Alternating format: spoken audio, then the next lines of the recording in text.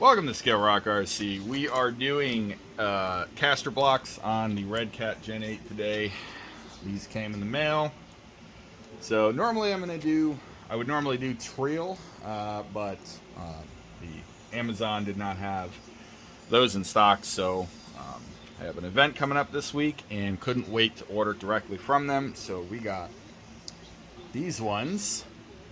Model Accessories Mall Around You. Absolutely horrible translation. So pretty much just a quick video, show you how these go. One thing about them, they're brass. They're about 20 bucks. I'll put a link in the description. But they do have the two shock positions, so it does fit the V2 and V1 model. No brass bushings, which is what is worn out on this one here. I really can't see it in there, but they are worn out, and probably took the C-hub with it. And you know, we like brass, we like heavy rigs, so we're just gonna, I guess we'll just start with this side. So we'll take the obviously you're gonna need to take the wheel off. This is a really easy repair. It's nothing that is insanely difficult. But now, like I said, I really do prefer Trio stuff. Actually, I have this set of tires. We can probably use as jack stands. But they weren't available in a timely manner. Maybe I can put that. Can I put one more? Yeah, look at that. There we go. Obviously, these, you know, Trio axle, good stuff. This is somehow my wife's hair wraps around the spindles all the time, but that's fine. All right. So first things first, get the wheel off, and then you get the hex driver and take the portal housing off, which is, you know, if you have a droop set up like I do, it's actually not that hard. You can just, you know, you might have to pull an inner fender off or whatnot to get the top off, the top screw off here. As you can see, I'm not even taking the portal apart, because you really don't have to.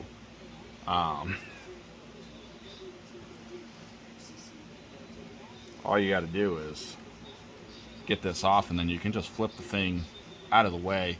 You might actually have, well, this is a short side, so we might not have to take the steering off this side, which is fine. And then it just pulls out.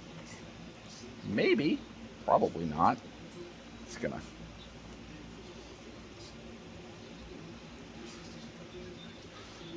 Yeah, that's okay. So we are gonna have to take the steering off. That's also fine. It's not a problem.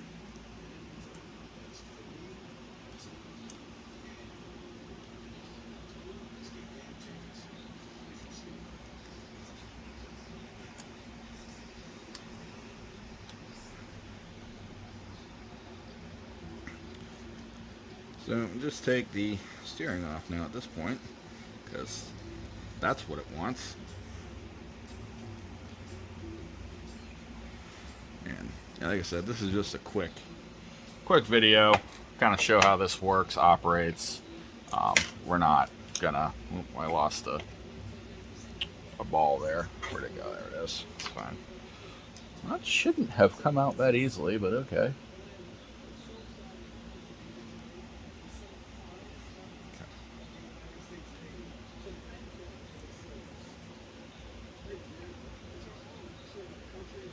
So why? That shouldn't be stuck in there. We might have a bigger problem here. Hang on just a second, and I'll be right back. Okay, so I switched sides. and we got something jumping. Let me reposition this to this side. So there's something going on. That one axle's stuck in there. That's not probably good. So as far as the C-hub thing, we'll just go and do this side. Might be able to punch that out. But for right now, Redcat on the C-hubs. So all you need is a hex driver, and there is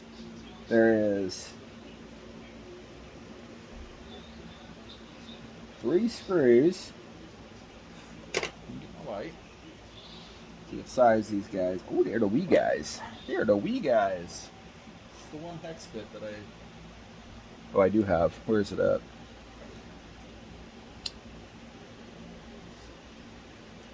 Yep. So it's this guy. So there's 3 hex bits right here. And they will all come out their own way.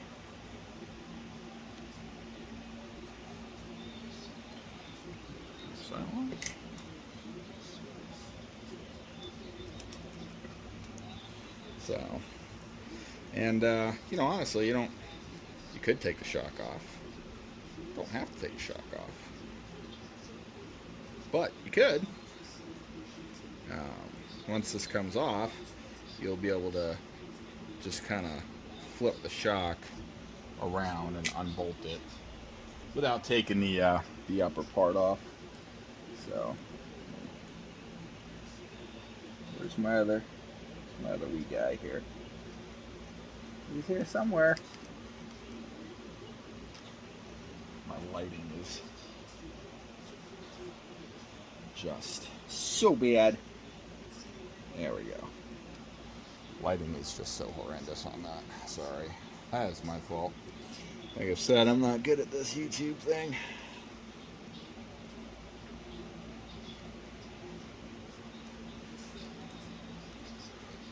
So normally what I would do here is I would just do the whole axle. I would just get the whole trail, you know, axle assembly and everything like I did the rear. But budget constraints at the moment. Can't do that. So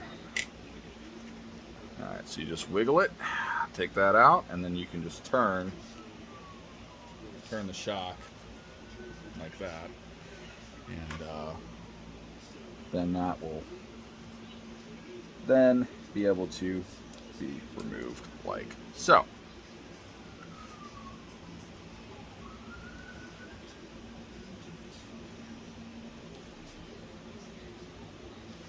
Once we get that off, so now as you can see, once we have this off, so you have the 2 different mounting points. So this up here is your V2 mounting. This is obviously your V1. You can put the shock up here.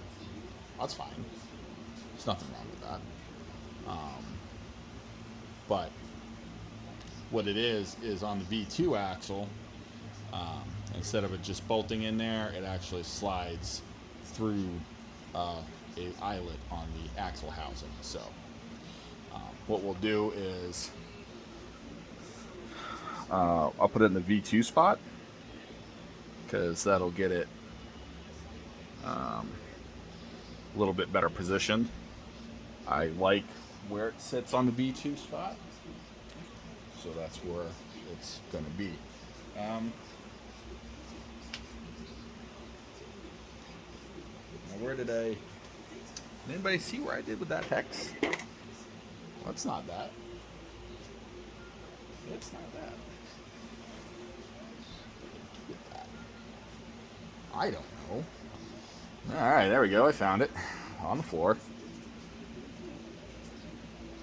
So, anyway, I'll just put that in the V2 spot for now because we're going to eventually get the trail axle. And the trail axle, if you get the trail axle with all their stuff, it basically makes it a V2. So, as you can see on the rear, that's what I'm talking about. the way that mounts. So there we go. All right. So at that point, all this does is it's just a recess here. You got your point here where it mounts in, and it pushes on. Ta-da! Nothing to it. You just then take your original hardware, put it in there, and send her home. So this stuff, this brand is cheaper. It seems to fit okay so far. As far as the fit and the finish, it's not bad at all.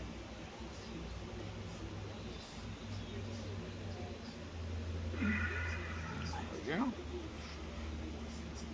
So now if this was the aluminum axle, would 100% be using our blue thread lock, but it is not that axle. So, yeah, we're going into plastic, so these things are going to grip into it anyway. Another upgrade you can do, if you don't want to fork out the coin for the big money trail stuff, you can get the heavy-duty axle housings from Redcat. They are a little bit more stout. The plastic's a little thicker, a little bit less flexible. So that is an option. The rear axle on mine was just a stock V1 non-HD axle, and it grenaded in a tug of war. So that's why we got the trail stuff there. So as far as the front's still in pretty decent shape. So we're gonna leave it. You know, like I said, budget constraints happens. You know, a lot of inflation and stuff going on right now. So, all right, there's that. So we're snugged up.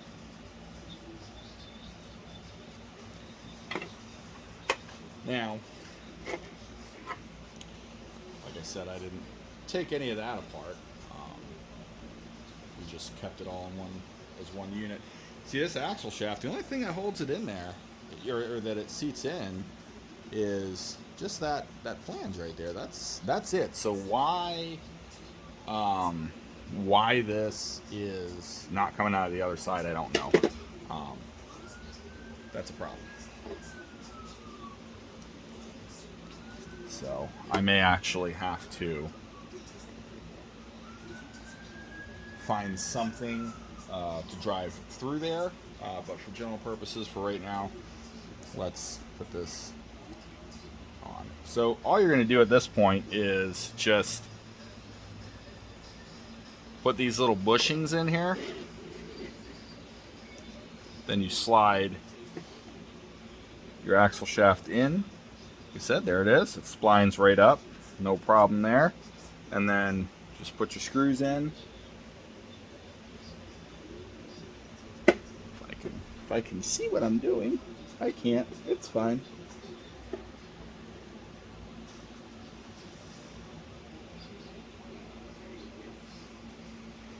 So put that in.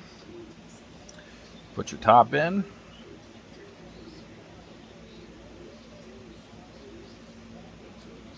And that's it. That is all we got going on.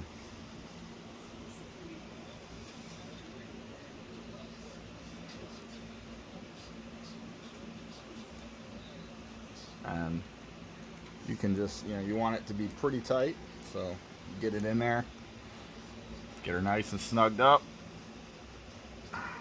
because it's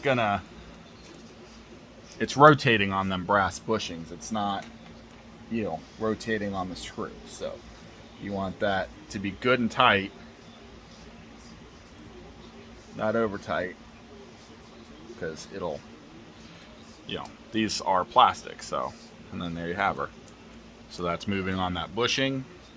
Then we'll put that steering back on once I figure out the other side. So, and actually now that I've moved this to the V2 spot. That's shock angles a little off, but that's fine for right now. So we did get Thor here to be the driver of the Gen 8. So we'll see that in the videos for that. Other than that, I'm going to leave it at just this side because this was just a C-hub install. So you saw one side, the other side is exactly the same.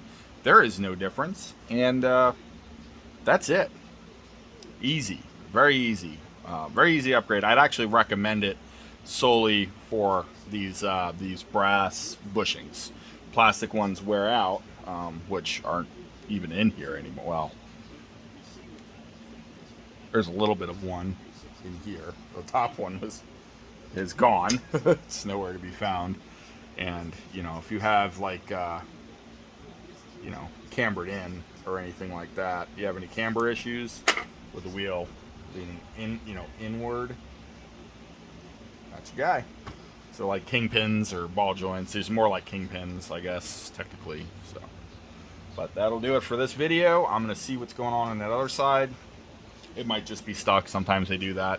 If it's anything wild and crazy, I'll probably make a video on it. Other than that, that's it for this one. So, like and subscribe. Okay, so we're back real quick. I found out. This is my stupidity. So,